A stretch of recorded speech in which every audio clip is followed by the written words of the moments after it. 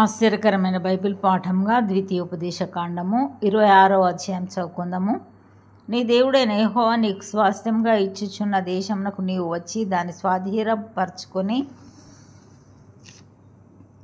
దానిలో నివసించుచున్నప్పుడు నీ దేవుడైన యెహోవా నీకు ఇచ్చుచున్న నీ భూమిలో నుండి నీవు కూర్చుకొను భూఫలములన్నిటిలోనూ ప్రథమ ఫలములను తీసుకొని గంపలో ఉంచి నీ దేవుడైన యెహోవా తన నామమునకు మందిరమును ఏర్పరచుకొని స్థలమునకు వెళ్ళి ఆ దినములలో నుండి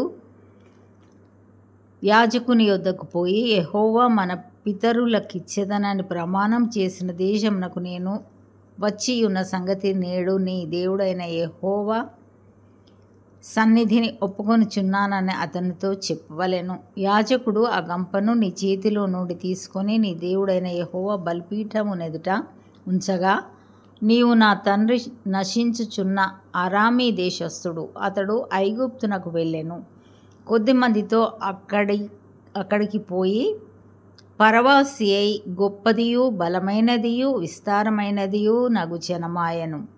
ఐగుప్తీయులు మనలను హింస పెట్టి మనలను బాధపరిచి మన మీద కఠిన దాస్యం మోపగా మనము మన పితరుల దేవుడైన యెహోవాకు మొర్ర పెట్టినప్పుడు యెహోవా మన మొర్రను విని మన బాధను ప్రయాసమును మనకు కలిగిన హింసను చూచెను. అప్పుడు యెహోవా బాహుబలం వలనను చాపిన చేతి వలనను మహాభయము వలనను సూచక క్రియల వలనను మహత్కార్యముల వలనను ఐగుప్తులో నుండి మనలను రప్పించి ఈ స్థలమునకు మనలను చేర్చి పాలు తేనెలు ప్రవహించు దేశమయ్యున్న ఈ దేశమును మనకిచ్చాను. కాబట్టి యెహోవా నీవే నాకు ఇచ్చిన భూమి యొక్క ప్రథమ ఫలములను నేను తెచ్చి ఉన్నానని నీ దేవుడైన యెహోవా సన్నిధిని చెప్పి నీ దేవుడైన యెహోవా సన్నిధిని దాని పెట్టి నీ దేవుడైన యెహోవా సన్నిధిని నమస్కారం చేసి నీకును నీ ఇంటి వారికి నీ దేవుడైన యెహోవా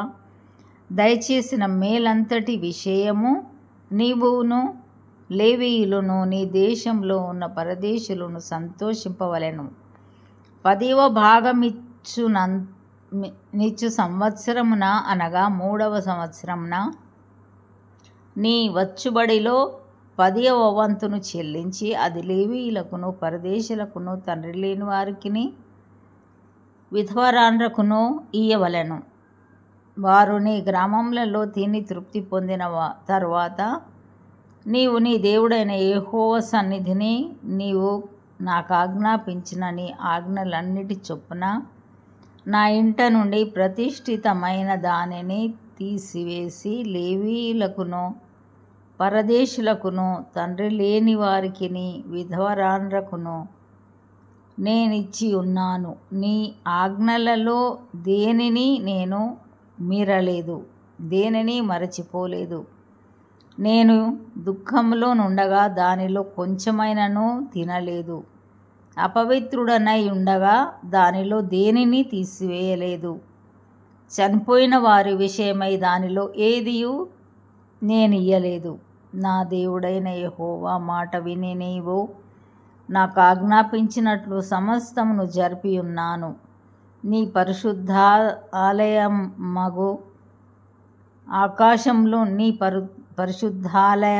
ఆకాశంలో నుండి చూచి నీ జనులైన ఇశ్రాయేలీలను పాలు తేనెలు ప్రవహించు దేశము అని నీవు మా పితరులతో ప్రమాణం చేసినట్లు మాకిచ్చి ఉన్న దేశమును ఆశీర్వదింపుమని చెప్పవలెను. ఈ కట్టడలను విధులను గైకొనుమని నీ దేవుడైన యెహోవా నీకు ఆజ్ఞాపించి ఉన్నాడు గనుక నీవు నీ పూర్ణ హృదయంతోనూ నీ పూర్ణ ఆత్మతోనూ వాటిననుసరించి నడుచుకునవలెను.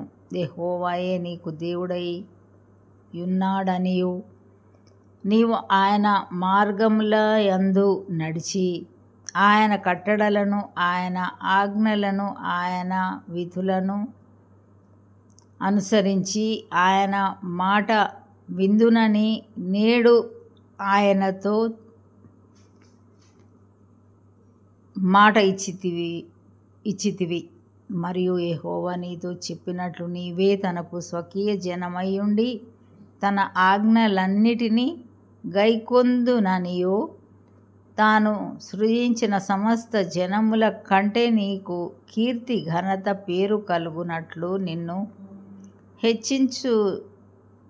హెచ్చించుదునని ఆయన సెలవిచ్చినట్లు నీవు నీ దేవుడైన యెహోవాకు ప్రతిష్ఠిత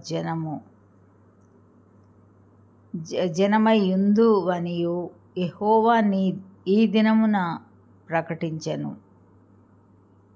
ఇంతటితో ఈ దినం కొరకైన బైబిల్ పాఠము సరి.